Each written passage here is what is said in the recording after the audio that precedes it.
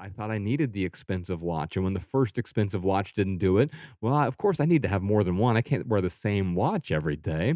I need 10 pairs of dress shoes. I need a dozen suits. I need 70 dress shirts. Who the hell wears seven? I mean, I don't even. 70 dress shirts? I had 70 dress You shirts, just right? hate doing laundry. I guess that's what it sounds like.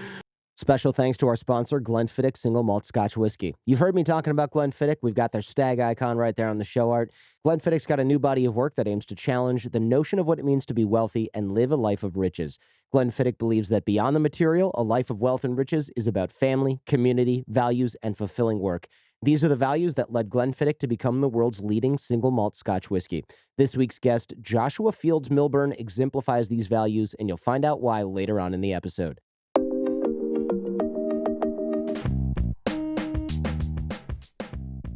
You know what the thing is? People have a love-hate relationship with all the stuff they have. I'm sure Yes. you've thought about this. It's probably one of the core tenets of what you think about all the time.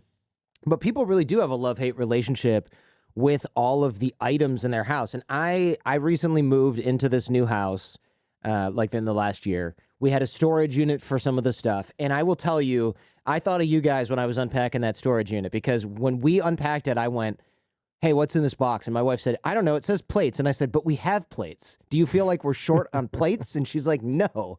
So we looked in there, and sure enough, it was like, oh, these are like all different colors, and like some of them are kind of like chipped, Mm. and it was one box after another of like weights. But don't we have weights? Yeah, these are different weights, but they're the Right. same amount of weight on the weight, right? Yes. It was What just a that. metaphor, too. All the weights that we have that are Yeah. weighing us down, right? Right. Right. Slash getting me billed per month, like in California, $400 for like a garage size Mhm. storage unit that has a baby bouncer that's the same as the baby bouncer we have in the garage, but different colors, or Mhm. like sort of ripped, but it could be taped. Like, why would you tape it? Just get another one. Oh, wait, we already have one. I'd love to start from the beginning with you, because you and uh, Ryan, who you do your projects with, your business partner, your hetero life partner. I don't know what you guys, I don't know what you guys call it, You but know, we've been best friends since we were fat little fifth graders. So yeah, I just call him my best friend, and okay, we that's happen to fine. It's work not as on funny, some. but it's fine. I Yeah. know. We work on some projects together. The Minimalists is sort of the broader project, and Hmm. whether that's our podcast or the Netflix films or the books that we put out, it's we've known each other for 30 years now. That's a long time to still like someone, let alone work with them, right? You're assuming a lot. Yeah, that's true. That's true. It could be you are here alone. I noticed that. Yeah, that's a good point. There could be more to the story. Uh, Tell me about how you got interested in this, because you grew up in a way that would probably not signal minimalism, at least not Right. willing minimalism. Right, that's a good point. I grew up really poor. So did Ryan, sort of on literally on opposite sides of the railroad tracks, but it was just the two different poor sides of the railroad tracks. I was on food stamps and government assistance, and we were pretty discontented when I was growing up. There was a lot of alcohol abuse, drug abuse, and physical abuse in the houses that we grew up in as well. The two different homes that we grew up in. And I thought the reason we were so unhappy growing up, you just don't know any better, is well, we didn't have any money, right? And so when I Hmm. turned 18, I sort of went out and I got that entry level corporate job, but I spent the next decade climbing the corporate ladder. And by my late 20s, I had sort of achieved everything I ever wanted: the six-figure salary, the luxury cars, the closets full of designer clothes. Yeah, I even had like the big suburban house with more toilets than people, right? I sort of had all the trappings of consumer society, of consumer culture. I was living the American dream, but it turns out that that wasn't my dream, and in a way, it took getting everything I thought I wanted to realize that maybe everything I ever wanted wasn't actually what I Hmm. wanted at all. The fancy term for that is mimetic desire, and it just basically means that all the things that we want are actually things that other people tell us we want, whether that's Yeah. corporations or marketers or peer groups or religions or just society at large. They tell us that we want certain things, and that's what produces consumerism, right? Consumerism is just the ideology that if I buy things, it's going to make me happy or more complete. But as you and I know, the opposite is often true. Our things incomplete us in more ways than one. That's interesting, and it does make sense of that's why when you declutter, you have this feeling. People say, "I have a feeling of peace," and when you watch it, you roll your eyes, and then you try and do it yourself, and you're like, "Oh yeah, it does feel." I will tell you, like going to Goodwill or Salvation Army and dropping off the trunk and back seat full, and then going back to your house, loading it up, and doing it again is one of the most satisfying, kind of gratifying experiences that I've had in years. And it's like if giving away stuff that I paid money for feels this good, there's a big problem in getting that stuff in the first place. Like why does it feel better to get rid of it than it did to get it in the first place? That's the question, right? That opens up so much. Well, so many things happen too, right? So, like, we buy things to make us happy. That doesn't work. So it's like, well, I need more of the things to make me happy, right? Back in my 20s, I bought my first Lexus, and that didn't do it for me. So I needed a second Lexus, and then of course the bigger house didn't do it for me. The walk-in closets full of Brooks Brothers suits and ties and dress shirts. And by the way, there's nothing inherently wrong with these things, Jordan. The Right. problem is thinking they're going to make me happy.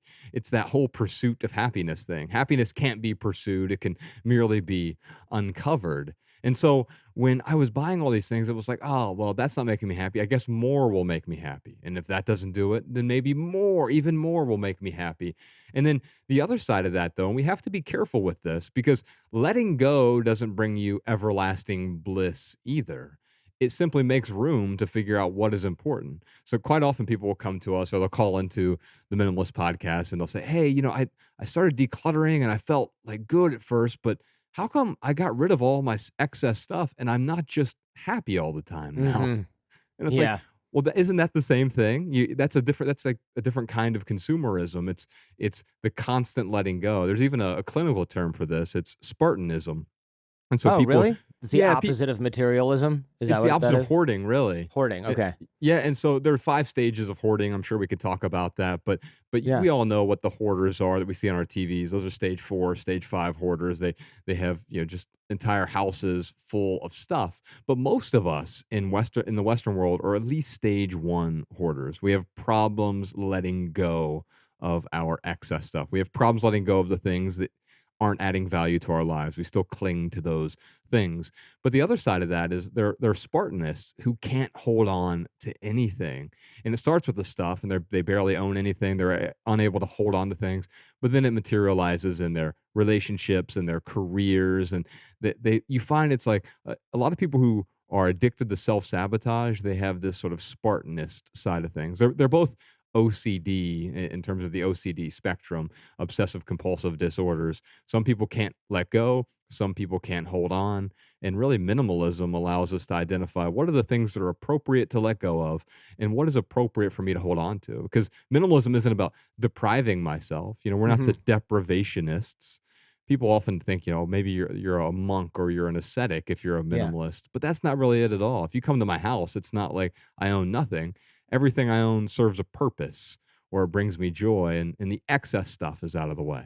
Does your living room look like the Apple Store? Is that is that what that means? I think a lot of people really think it means minimalist means like you just have white surfaces and brushed aluminum all over your house and like there's nothing is sitting out. If that's what you're into, I think that's great. I've got a wife and a daughter, and so what was appropriate for my life when I first started minimalism is actually different now. And that's one of the things. I wish, Jordan, there was this list I could give you. Here are the 100 items. If you own them, then you're a minimalist. If you have a kid, you add 50 items. If you have a spouse, you add another 100 items, and here they are, and you'll live in perfect harmony with the world. But of course, the things that add value to my life may not add value to yours and vice versa. And so the things that are excess to me may be perfectly appropriate for you and your family. But the key here is the things that were appropriate for me a decade ago may not be appropriate today. So these things that we get value from it. And if not, giving myself permission to let it go. Yeah, it's I cleaned out my mom's, well, my old and my mother's now and dad's basement when I went back to Michigan a few weeks ago. And this also made me think of you guys because my mom was like, "Hey, you got a lot of stuff down there." And I walked down there and it was like old clothes that I thought were really cool. I mean, there was stuff that I didn't even wear that much because I wanted to keep it in good condition for later. And it's like 20 years later, I go, "Oh, here's this like mock turtleneck with a swoosh on it that I thought was so damn cool that I wore it sparingly to keep it looking fresh and clean. And now it's like stinky and smells like dust and basement."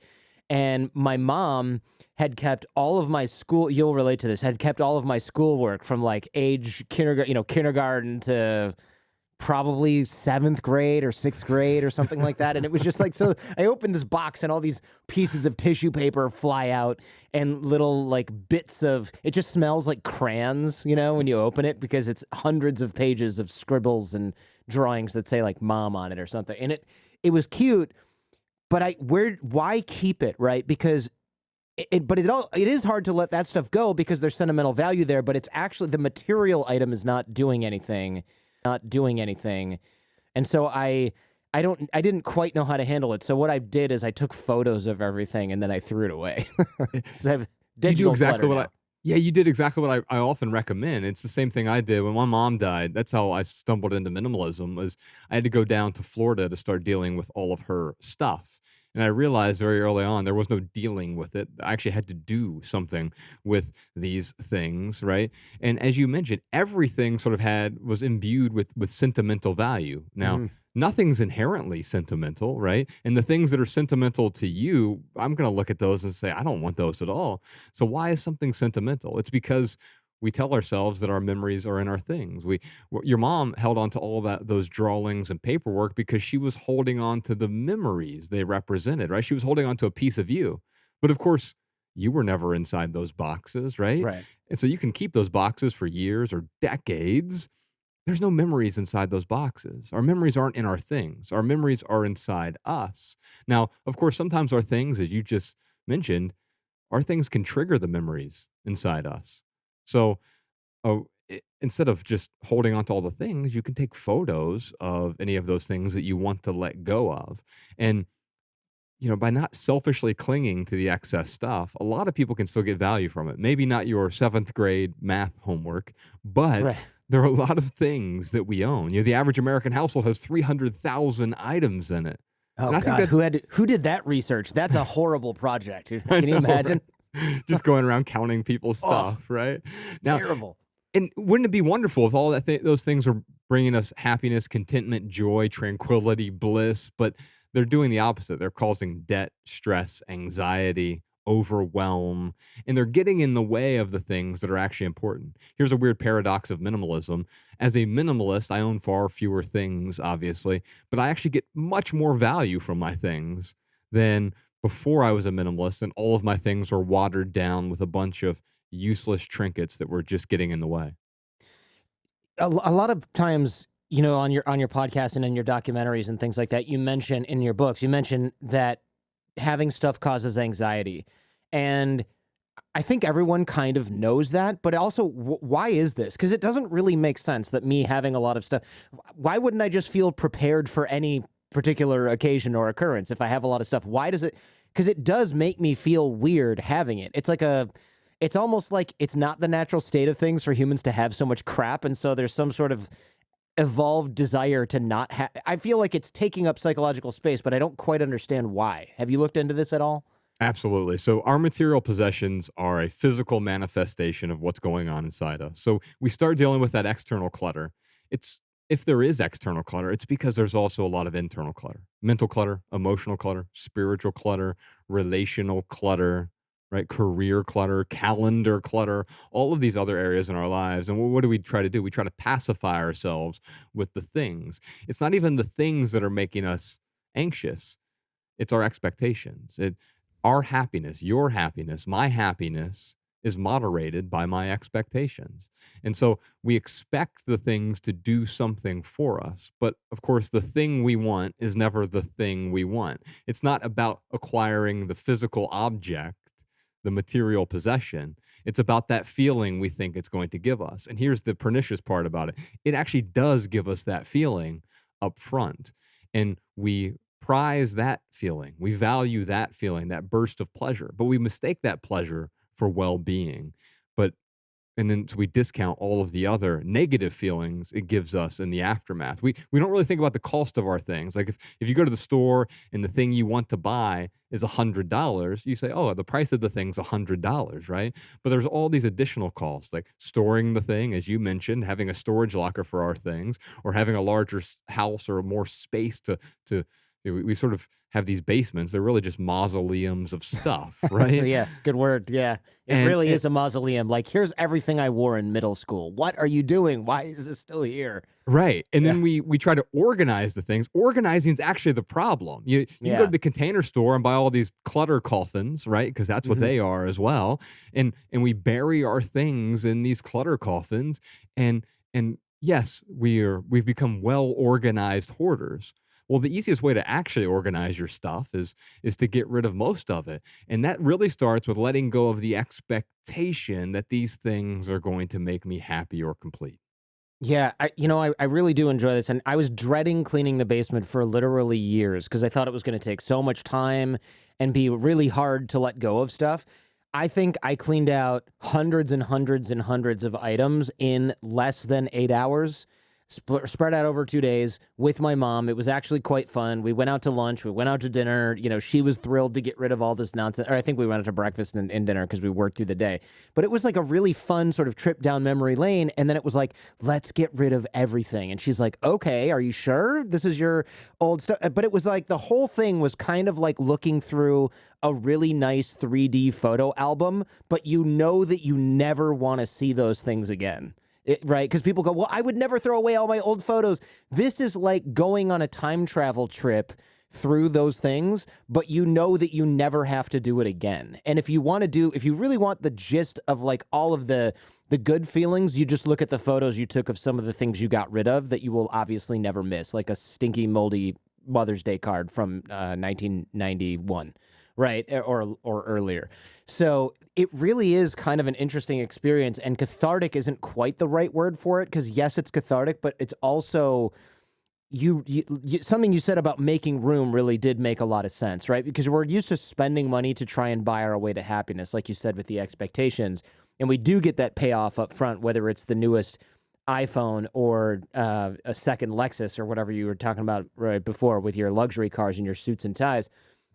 Now, though, it actually has become quite hard, a lot harder to think before we purchase things, which is what that used to be my solution to overclutter. Was I was like, I'm gonna sleep on this before I buy it, and then That's right. online shopping happened, man, and that went straight out the freaking window. Yes. Yeah, we have some rules to deal with this in our new book. It's called Love People, Use Things because the opposite never works. It sort of was a tagline that started with our live events and then our podcast and eventually we turned it into a book. It's about really healing the seven relationships in our life and it starts with our relationship with stuff, but of course, how do we deal with those things? And because as you just illuminated, we've removed all the friction, right? It's one click buying, it's same day shipping, it's ultimate convenience. I feel like we're about 2 years away from just thinking about a thing before it just materializes in our home, right? Drone delivery, man. Imagine like, oh, I'm gonna have to wait 5 hours for this to arrive. No, there's a thing flying through the air that's about to drop this literally into my hands in my Yeah. backyard. Yeah, Yeah. and we complain if something shows up a day late or whatever, Hmm. right? And it's because we have these new expectations now, right? And so we have some rules in the new book that sort of talk about how to deal with some of these things, the no junk rule, the wait for it rule, etc. But here's the real problem. The problem is when we removed all the friction, which sounds really nice, and there's nothing wrong, inherently wrong with convenience, but we've sort of battered ourselves so much with convenience. We've removed all that friction that we've accidentally lost the traction as Hmm. well. And so it's like trying to drive on a skating rink. Of course, you're going to keep careening from side to side, and we're doing that. We're hitting the walls, and it's the wall of anxiety, and the wall of discontent, and the wall of anger, and the wall of sadness, and it's because we've lost all that traction. We're just, we're moving all over the place. I like the idea that there's nothing wrong with convenience because I think a lot of folks who probably hear you speak about this maybe for the first time think, Oh, so this guy just wants me to go back to 1985 mail order where I've got to wait 6 to 8 weeks to get something just in case I don't really want it. Well, then I'm just going to end up making an impulse buy and returning it later. It's the same problem, the same environmental impact of sending something back. And I'm actually thinking about doing a whole new show on this because I think if what you say doesn't convince people, have you looked at all into the logistic nightmare of returning like a pair of shoes you bought from Zappos that's the wrong size or a pair of pants you bought from Amazon that's the wrong size? Like 80% of that stuff just gets shoveled into a landfill. It's Yeah. horrible. So the average American throws away 81 pounds of clothing every year. Ugh. And when 95% of that could be reused or recycled, right? And so why are we doing that? Well, you already pointed out we purchase a lot of things that are sort of aspirational purchases, and they just sort of sit on the shelf or on the hanger. Two reasons for that. One is, oh, we're waiting for the perfect occasion to wear the thing. But more likely than not, it's also, oh, I'm buying that thing because it looked really great on the mannequin or in the advertisement, and now I feel as though I need to have it even though it doesn't look great on me, and I don't feel confident and I don't feel good about it, but the sunk cost, I already purchased it, so I might as well hold on to it. And by me holding on to it and not letting go of the thing, now no one is getting value from it. It's just sitting there in the back of the closet collecting dust. There's something called recreational shopping or recreational shoppers. Have you heard of these people? It's like large retail chains and Amazon and things like that will label somebody like you or me, well, not us, but somebody who is another human who shops a lot and returns things, a recreational shopper. And these people, they cause hell for these companies, right? Because they'll buy, and this is a real example, they'll buy lawnmowers, tractors, large equipment, and it'll all get shipped to them, and then they'll just return it. And they'll examine where this person lives, and they'll say, this person bought a tractor and they live in like New Jersey. Right. Or a giant riding mower and it's a person who lives in an apartment. It just makes no sense. And there are people that are addicted to these like dopamine hits, and the convenience and the lack of friction in shopping is turned. It's hard to not blame these people, but also the system is set up against all of their psychology where they're getting these dopamine hits. And a lot of times things aren't going super well in their lives, right? They're really stressed out and they're getting a temporary reprieve by ordering makeup. I had a friend who I won't blow up here on the show. She's a lovely person, but she was going through a really stressful time in her life, and she would buy makeup probably 3 to 4 times a week, like Yeah. mail order makeup. And Mhm. I went to her house and she was like, okay, when you come in, I have to explain something to you before you make a snide comment. And I walked in there and it was just piles of like unopened makeup. And she's an environmental, like an activist. Mhm. And she said the saddest part is they can't reuse any of it because it's makeup. So I can't even return it in good conscience because it's going to get thrown away. I feel like I have to use it. And so talk about stuff owning you. This was like the worst type of situation she had put herself in. But it was caused in part by, of course, by circumstances in her life, but also by deficit advertising. And I'd love for you to talk about this a little more because this does sort of trigger even the most quote unquote normal of us, well adjusted of us, to buy crap that we don't need. Yeah. In our last film, it's called Less Is Now. It's out on Netflix, and Annie Leonard's in there, and she's this environmental activist, and she talks about um, well, deficit advertising, but really it's called the, I think the term that marketers use now is the vertical expansion of your reference group, Wow. which Okay. is really just a fancy way to say keeping up with the Joneses. Because it used to be Okay. you would compare yourself against your neighbor. Oh, my neighbor got the Corvette. Now I feel as Mhm. though I need a Corvette.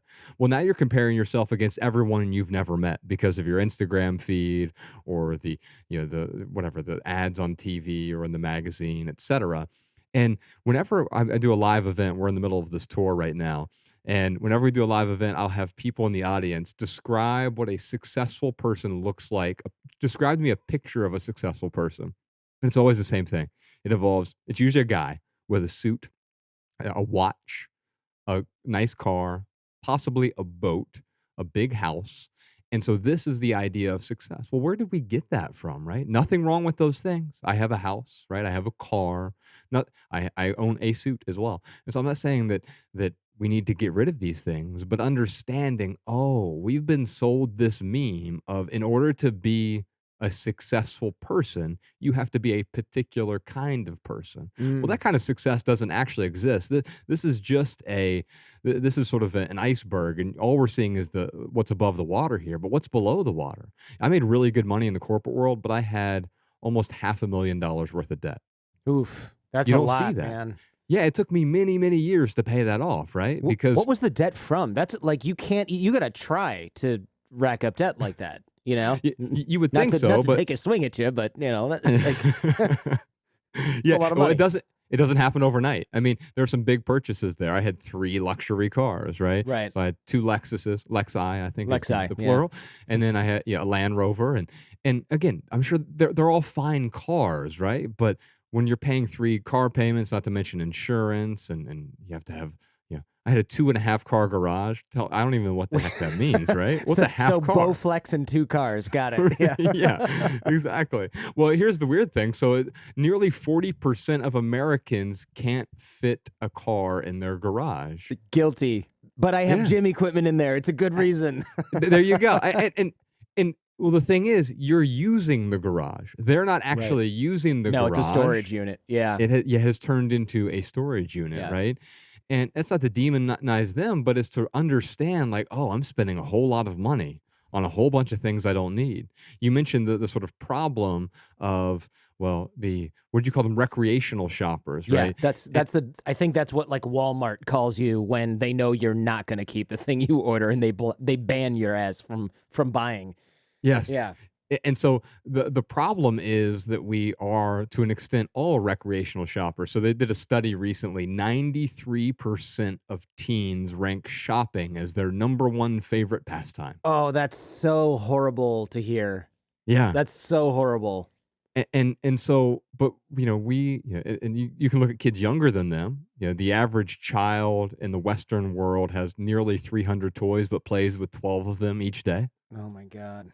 And so what? And then you do a study on that, and you realize, like, oh, the same thing we already know. Children with too many toys don't enjoy quality playtime the same way as their peers with fewer toys do. And it's because of the paradox of choice. We get so overwhelmed by all of these things that we have, we don't even know what to do with it. We sort of throw our hands up and end up not enjoying any of it, right? Yeah. And then Yeah. as adults, we all have our own toys as well. So you asked how I got into debt. It's because over time, I thought I needed certain things. I thought I needed the expensive watch. And when the first expensive watch didn't do it, well, of course, I need to have more than one. I can't wear the same watch every day. I need 10 pairs of dress shoes. I need a dozen suits. I need 70 dress shirts. Who the hell wears seven? I mean, I don't even. 70 dress shirts? I had 70 dress You shirts, just right? hate doing laundry. I guess that's what it sounds like.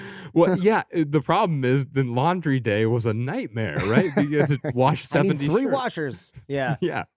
And so nothing wrong with these things. What is wrong is we've been told that we need more, more, more. In our culture, we always consider more. We never stop to consider less. And why don't we stop to consider less? Is because we don't know what enough is. No one stops to identify, what does enough look like for me? And if we can figure out what that picture of enough is, usually it's reached not through adding, but through subtracting.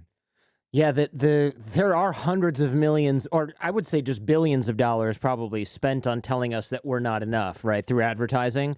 So with that kind of onslaught coming at us 24/7, it is difficult and also forgivable that a lot of people, especially young people, don't kind of have the wherewithal to fight that because I mean, you have some of the smartest people in the world trying to fight your ability to combat your ability to fight that. When you see an ad on Instagram after looking at a certain influencer or influencer marketing and things like that. So I mean, even on this show, I try and be really careful with sponsors and prefer things that are like services over items. And I've rejected many items that I think are going to end up not lasting long or seem like they are bad for the audience, although I do advertise a whiskey brand, but let's be honest, that could go either way. And it doesn't usually result in clutter. But, there's a lot of things that I think are just bad for us. And companies with some of the largest budgets come at us and say, we want you to advertise this. I don't want to out anyone. I'm trying to find a way to talk around the examples here, but it's very, very difficult. And I can see why it is just the special forces of advertising coming at you and being like, buy this plastic thing for your plastic thing that covers your plastic thing and That's will right. be thrown away in a year and last 10,000 years in a landfill somewhere. Hey, if you like what you're hearing and seeing, check out the Jordan Harbinger Show podcast feed. There's a lot more just like this. You can find the Jordan Harbinger Show in Apple Podcasts, Spotify, or wherever you get your podcasts. Now, back to the show. Further, and I think you said this in the movie Less Is Now, we trade our time, especially more than most Western nations here in the United States. We trade our time to get more money, to get more stuff. So we're trading our freedom for stuff. And that stuff depreciates and is later junked. And then it's made even worse when you incur debt to do this. So if you think about, instead of just wasting money, you're actually spending your freedom to get Yeah. that thing, the calculation, that made a little bit of a shift for me because I was like, well, how much freedom am I giving up if I buy a more expensive watch? Because when you think about money, it's like, well, I'm doing well, I can afford it. But if you think about how much freedom you're trading for it, even if you can't come up with a concrete measurement, you're like, Mhm. wow, that's like weeks and weeks and weeks and weeks of actual work. What if I took a vacation that long? Or I can have this watch. It's like nobody wants a watch at that point, right? Unless you're just a watch fanatic and you're getting a hell of a lot of value out of it. I'm not going to do that. I would much rather have that vacation than that watch or that upgrade of my whatever thing that I don't care about. Yeah, we think about money as being sort of ultimate resource, and there's nothing wrong with money. I'm not allergic to money as a minimalist. It's no longer the primary driver for doing what I do, but I'd also be fooling myself if I said it doesn't have a place in the vehicle, right? I just don't let it in the driver's seat, so to speak. But whenever we make considerations, of course, that is one resource. We want to be careful with that resource. We want to be intentional with that resource, but not forsaking the other, I would argue, more important resources: attention, time. You mentioned freedom, focus, energy, our skills. These are all other resources that we have, and they're much more limited, especially our time, right? You can get a refund for the thing that you purchase if you're discontented with it tomorrow, but there is no refund for misspent time. That's interesting. Yeah, I think, and look, some people might assert that it's easy to say that you need less, but from a superficial point of view, it seems like some of this trend, like the pursuit of less, could also be a form of avoidance. And I wonder what you would say to those people, right? I mean, it almost sounds like your Spartanism argument from before, but I'm curious what you think. It's really easy to sort of mistakenly encapsulate minimalism in, just throw away all of your stuff that you don't want and dot dot dot Yeah. joy, right? And it's not quite like that. No, not at all. In fact, I think you're hitting the nail on the head here. You can have a carpenter who goes to buy a hammer, and just because they purchased a hammer doesn't actually make them a carpenter, right? And the same thing is true with the minimalist who uses minimalism as a tool, simplifying one's life.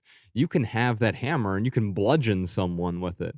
You can also bludgeon yourself with minimalism. You can let go of the things, you can deprive yourself of the things that add value to your life.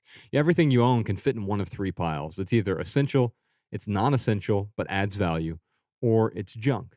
And as a minimalist, I'm really focused on that third pile, getting rid of the excess stuff. Because we all have the same essentials, right? We all need clothing and food and shelter, vocation, education, etc. There's some basic essentials that we need.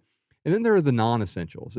And this is perspectival. What is going to add value to your life may not add value to my life. And so what adds value but is non-essential? I'll give you an example. Well, I have a coffee table, right? I have a kitchen table. I have a couple end tables in my. It sounds like I have a lot of tables. I don't Yeah, really. you got a lot of surfaces in your apartment. I can tell. Yeah, and so, but the thing is, like, yeah, strictly speaking, I could get by fine without a dining room table, right? Hmm. But it adds value to my life, so I'm not gonna say, "Well, we need to get rid of that." Now, it is true that sometimes I'll remove the things that add value for a temporary period of time to see whether or not they're truly adding value to my life or if my life is enhanced without them. But if not, then I certainly don't wanna go without those few things. The problem is most of the things we own, they fit in that third category, that junk category. And those are the things that masquerade as though they add value because we saw it in an ad or we saw someone else using it, or maybe we even got value from it 5 years ago, but now we're clinging to it out of some sort of pious sense of nostalgia, and we're not actually getting anything from it. In fact, it's extracting our resources, our time, our energy, our focus. It brings forth that psychological clutter in addition to the actual physical clutter that's there in your home. I know you've got some core values of minimalism, and one is let go of sentimental items. And I found that kind of counterintuitive. I mentioned earlier in the show how I just took pictures of all my kids' schoolwork and then threw the actual stuff away. But I think a lot of people are going to have trouble with that. You know, they're going to look at like a piece of something that they got from a relative or some other, maybe it is their kid's schoolwork. I don't know. I'm not going to go, I just kind of like, should I really get rid of this? It doesn't take up that much room. It Sure. does bring me joy when I look at it.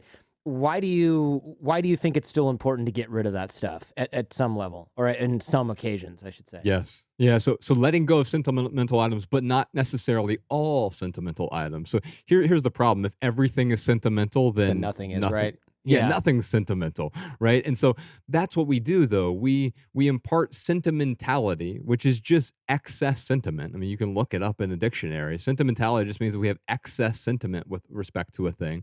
And that sentimentality is weighing us down, especially when we're clinging to tens of thousands of so-called sentimental items. You know, when I was dealing with my mom's stuff, sorting through her things, I went back to Ohio with just a handful of sentimental items. Now, I could Hmm. have kept all, whatever, 300,000 items that she Truckload. had. Yeah. Yeah, Yeah. literally a giant U-Haul that I could have brought everything back and then put it in a storage locker because I couldn't commingle her stuff with my stuff. I already had a big house and a full basement full of stuff, but, maybe a storage locker would let me cling to it for a little bit longer, right? And it would give me a little bit of certainty in the moment, but it would actually bring me a whole lot of dread and anxiety because, as you've already mentioned, having to go deal with that weighs on you. Oh, I'm never, I'll get to that someday. Right. I'll hold on to these things just in case I might need them in some non-existent hypothetical future. But that really, really weighs on us. Well, by having much fewer sentimental items, I get far more value and joy from those things because they're actually displayed. I'm able to use them. They have some sort of function. They're not just sitting in a closet or an attic or a garage or a storage locker somewhere. You have this 2020 rule, which this is like I call this how to get rid of USB charging cables because this is really what it is, right? Like I've got a drawer, everyone has this, right? The drawer where it's like, what if I need a Firewire 800 cable someday? And Yeah. maybe you can get rid of that because nothing else uses it. But every single person listening to this, maybe 1% of the audience is exempt from this, has a bunch of different chargers for their phone, but their current phone probably doesn't use that exact cable. But like it's Yeah. the USB-C, USB-A dilemma, right? What Like the you hell are have the you bigger one. what the hell are you doing with the BlackBerry charger still, right? Yeah. Yeah, like the in those BlackBerry ones, maybe you can get rid of that. But now your new MacBook doesn't have the big USB. It's got the little ones. It's got the USB-C. But like sometimes you might need the bigger one, but do you need all five of those cables? Tell me Yeah. about the 2020 rule because this is something where it's sort of hard to wrap your mind around because it almost still sounds wasteful, but I'll let you get It into it does. before I trash it. It Right? sounds incredibly wasteful. In fact, Mhm. it also sounds like an incredible rule of privilege for the ruling class. So Yeah. let's dispel that. We have a few rules. The 2020 rule is, I think, the very first rule we ever came up with. Now, when we say rules, they're not actual rules, they're boundaries that we set for ourselves, and they're adjustable as well. And so here's how the 2020 rule works. We also call it the just in case rule. The Mhm. three most dangerous words in the English language are Yep. just in case. That's why you're holding on to all these cables, right? And it extends way beyond your junk drawer, your electronics drawer. We hold on to tens of thousands of just in case items just in case we might need them someday. We don't know when, we don't suspect we're going to, but you know what? Just in case. And you know what? You're right. If it was just a couple cables, probably wouldn't be that big of a deal, but it extends to everywhere in our house. We're holding on to all of these just in case items. So here's how the 2020 rule works. Anything that you're holding on to just in case, you can let go of it because you can replace it for less than $20 in less than 20 minutes from wherever you are. Now, at first, you hear that and you're like, yeah, but I don't want to go out and spend 20 bucks every day on a bunch of just in case items. Ryan and I came up with this rule back in 2011. and I can tell you, so that's a decade ago. Between the 2 of us, we've had to use it 5 times total. So, we've In spent l 10 years. So in 20 10 human years. years, if you multiply by the 2 of you, you've That's had right. to go out 5 times and repurchase some kind of cable or doodad that you threw away or Yeah, a pair of donated. scissors or, a pair of shorts or something like where, like, I'm holding on to this just in case, and now if I have to use that rule, it costs me less than $20, 20 minutes from wherever I am, and it's given me permission to let go of tens of thousands of other items, and it's not costing me 20 bucks every day. It's cost me $100 over the course of a decade. Who wouldn't want to spend $100 to let go of a bunch of excess stuff that's in the way? It's funny you preempted my question here because I was going to say, look, man, a lot of people are going to think, man, it's a waste to replace something like that even for 20 bucks. There's environmental costs. There's, of course, the monetary cost. But I was going to guess that you only once in a blue moon have to use it. Now, 5 times in a decade, let's assume that you're really, really good at picking what you're going to need later and really, or not having to replace stuff, or you're MacGyvering charging cables out of paper clips that you find around Hollywood or whatever. Even then, right, when you look at it like spending a maximum of $100 or around $100 to get rid of tens of thousands of items, it really does make sense. Because, of course, I was thinking you're just throwing things away and then replacing them 3 months later. That's even worse than having a junk drawer, right? Just Yes. from like a landfill and sort of junk trash perspective. What am I looking at? Carbon footprint, right? Environmental Yeah. perspective, having to repurchase stuff. But you're right. The value you get from almost never having to do that, and then in addition, being able to get rid of like an entire garage full of stuff, and maybe even fit your car in there one day. It seems like a pretty good return. Well, it feels to me that we're worried about putting our stuff in a landfill, but it's already functionally in a landfill in your Right. house. But by letting go, It's just we in don't your have way. right, yeah. Yeah. But we actually don't have to put it in landfill. That's sort of a last Yeah. resort. So I have another rule whenever I'm trying to sell something, or whenever I'm trying to get rid of something, the first thing I try to do is sell it. If it doesn't sell in a week, I lower the price. If it doesn't sell in 30 days, then I donate it. If I'm unable to donate it, well, then eventually I'll recycle it. And if I can't recycle it, well, then yes, there are a few things that will make their way to a landfill. But if we're following that process, we're being much more deliberate. We're not just renting a dumpster and throwing all of our stuff in it. There are a few things that are going to make their way to a landfill, but most of those things can actually prevent additional waste because what we're doing is we're finding other people who will get value from the things we no longer get value from. And so they don't have to purchase it brand new. They can have a slightly used, whatever, BlackBerry cable if they're still using a BlackBerry. And I'm not going to use it anyway. So we might as well find someone else who will. Yeah, it's interesting. There's a lot of people that you can find that will use things. I mean, first of all, Goodwill, Salvation Army. But if you live near where I live and you go to big cities a lot, I've got all these like iPhone batteries that you plug in that are external, and you can't really throw them away because it's a battery. You don't want that to happen, and you can't really sell it because it only keeps like 60% of its charge. But I usually pack many when I go to a city like New York or even San Francisco, Chicago, and you see people who are sitting on the street looking at their phone, and they are absolutely thrilled to get an external battery that's almost as good as a new one, or half as good as a new one That's because right. you've replaced yours. And you're like, hey man, here you go. This keeps you from having to like shut your phone down at night, or you can watch even more whatever you're streaming and listen to more music, whatever it is, because sometimes that's their only connection to the outside world. And you get creative finding what you can do with a lot of this old stuff that you think has no value, and it's actually kind of fun, in a way, to think about how much somebody else can use something that's literally you're tripping over. It's in your garage, and it's landfilled in your house, right? Yeah. It's landfilled in your house somewhere or in a storage unit. It's just in the wrong spot, and you happen to be paying for it every month. Tell me about the packing party, because this is something that I did when I moved, by virtue of the fact that I had to pack everything, and that was, like I said at the top of the show, very eye opening. But people can sort of LARP moving, right? Yeah, that's a good way to put it. Yeah. Well, Ryan and I realized early on, like the one time you're forced to confront all of your material possessions is when you move. You have to get everything out of your old house. They won't let you leave the stuff behind, right? And so you literally have to box up everything you own. And man, it's a real pain in the butt to box everything up. Even as a minimalist, I don't enjoy moving, but before being a minimalist, it was a totally different endeavor. And so Ryan and I came up with this wild idea called a packing party because he's a very sort of type A guy, and he saw me simplifying my life over the course of 8 months, and he's like, "Oh yeah, that's great, but like I need to do something quick. I want to do something now." So we just pretended he was moving. I went over to his house one week and we boxed up everything he owned. We even covered his furniture with different cloths and sheets, so it rendered it unusable. And then over the course of 21 days, he unpacked only the items he needed.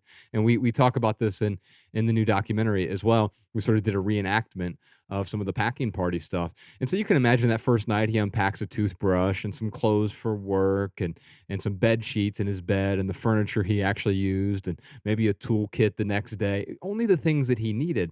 And over the course of those 21 days, at the end of it, he had 80% of his stuff still in boxes. Wow. And the irony of that is he couldn't remember what was in half the boxes, Yeah, we right? had that. We had that. Yeah. What's in here? Plates. But we have plate. It's that. It's that all over again. But That's it's with right. clothes, cables, bottles of stuff. If you're like me, there's like electronics and microphones and stuff that you haven't used in a decade that are perfectly good, right? All kinds of stuff. It's a brilliant strategy.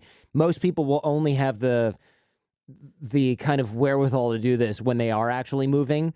But I mean, can you break it down like one room at a time? Because Yeah. packing everything sounds really shitty. I'll be honest. Yeah, it does. In fact, so in our new book, we had 47 different families do the packing party as well because we were like, "Hey, this worked for Ryan, but let's see if it'll work in the real world with families and different people from around the world." But we wanted to give them some options. So some people were really brave; they did the whole house. Other people, Wow. they could just do one room. If you just want to start with your bathroom, do a packing party for your bathroom, or a packing party for your garage, or a packing party for your closet, even, right? Or you could do multi-room. We had several families who they did multi-room. So I'm just going to do my living room and my second bathroom. Okay, great. Then you can do that. And what you learn very quickly is there are so many things in here that I was afraid to confront. But when you do it this way, you're only unpacking the things you get value from and you forget about the rest of it. At the end of the 21-day experiment, then you get to decide what things am I going to sell or donate.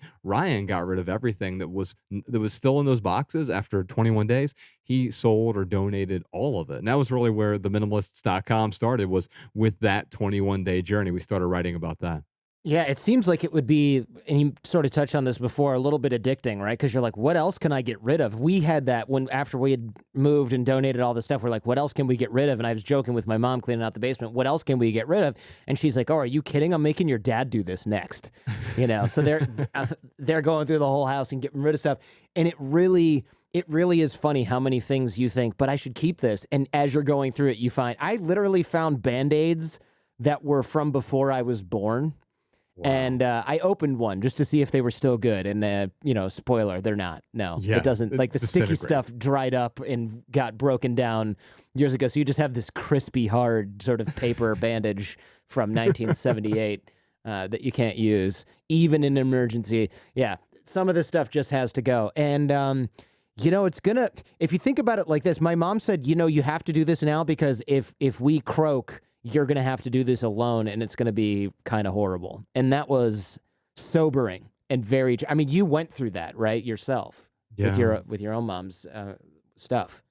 Yeah, when I was going through her things, and I've written about that and we've talked about it, but what I'm seeing now is a lot of people come to our live events and there are parents who are like, "Hey, I'm dealing with this now, so my kids don't have to deal with it in the future," right? And even a lot of times now that we have these two films on Netflix, we have kids who are bringing their parents and saying, "Hey, mom and dad, I don't want to have to deal with your stuff. I don't want the stuff that you think I want, and you're holding on onto it. And I'm not going to tell you not to hold on to it. You do whatever you want, but I don't want to have to deal with it. So would you please do something about it, or at least not pass it on to me?" And so we often we misconstrue. We get this idea like the thing that's value to me must be valuable to Right. everyone else, but it's just junk for everyone else, and it's going to get in their way. And so we have so many people showing up at the events now, and they're realizing like, oh, one of my main motivators is I don't want to burden the people around me. And then as soon as they start letting go, they realize actually I was burdening myself in the first place. Right. No, it's 100% true. Okay, for people who don't want to do the packing party stuff because it's too much of a step, tell me about the 30-day minimalism game because I think this is a genius way to get people to just force themselves to dip their toes in the water and then they start getting addicted to it. Well, let's be honest, decluttering can be kind of boring. You don't Yeah, get excited when you hear the word decluttering, right? You're like, generally no. "Oh, man." No, and so we found a way to make it fun with a little bit of friendly competition. Here's how it works. The beginning of any month, you partner up with a friend, a family member, a coworker, and you both decide to get rid of some stuff at the beginning of the month. So it starts off really easy to give you that momentum that you need. So on day 1, you each get rid of 1 item. Anyone can do that. Day 2, it's 2 items. Day 3, 3 items, so forth and so on. Starts off really easy, but by the middle of the month, I found for me and my wife and I and daughter, we still do it from time to time, even though we don't we almost always fail. We never make it to the end of the month at this point, but it allows us to get rid of some stuff. And but by the middle of the month, it starts to get more difficult, right? Day 12, it's like, oh my God, I have to get rid of 12 things, but tomorrow I have to get rid of 13 things. And on day Hmm. 20, I have to get rid of 20 things. Whoever goes the longest wins. So you can bet whatever you want. You can bet a meal or, you know, $20 or whatever you want it to be. And whoever goes the longest wins. If you both make it to the end of the month, then you've both won because you've gotten rid of about 500 items. And that's just a really good That's start. We've crazy. we've had people play for many, many months. Some people keep going. So it's day 33, they get her 33 items. We have one lady who's been playing for years now. She just starts over every month. It's one thing on the first day, two things on the second day. Wow. And so it just keeps going, keeps the cycle going of the cycle of letting go. It seems like it would be tough to get and once you're in the double digits, it's like, are you throwing away is one paperclip one item? Like, how do you even, you start to find ways around it because it seems very difficult to do. But I bet I'm guessing that once you get into the mode of looking for things that you can get rid of, that's part of the that's part of the exercise, right? Like, oh, what is that? Oh, yeah, I have jars over there. I should get rid of some of those jars, right? I'm literally looking at a stack of jars. I'm like, why do I have these? They probably got put there months ago. Yeah. Who knows what we were going to do with them? They might not even be mine, right? So Right. that's like if I'm if I'm looking around at stuff to get rid of all the time, at least for the month that I'm playing this game, that's probably a good mindset to be in. That's not causing me a bunch of anxiety about how I have to now pack up everything in my entire living room and then wait for 20 days or whatever to get rid of it. I'm trying to get people to try this versus them panicking and thinking that they have to move in order to get the bug of minimalism. You know what I mean? Yeah. Yeah, for sure. I mean, so we even have a free minimalism game calendar on our website. It's just theminimalists.com/game. You can see all the rules and stuff there. It doesn't cost you anything to play it, or you just download the free calendar over there. But you're bringing up a really good point. You're talking about retraining the way we think about our stuff because we see some of our things so much that we don't actually see them. We simply take them for granted. Literally, they just happen to be fixtures within our homes, within our cars, within our offices, within our lives. We see them every day, so we cease to actually be sensitive to them anymore. And this minimalism game or the packing party are both great ways to start to see those things for what they are.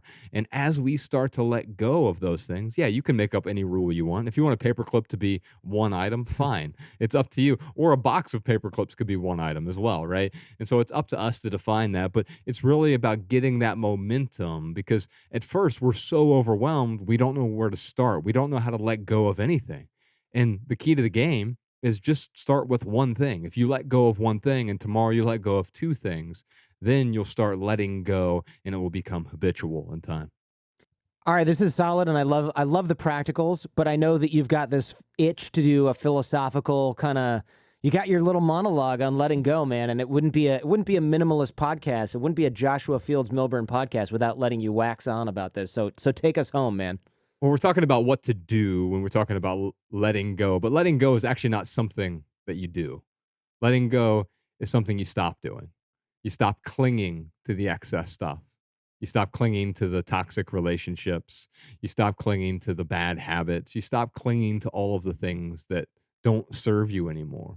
Even the things that may have served you at one point in time. You know, my daughter's 8 years old now. She doesn't play with the toys she played with when she was three, right?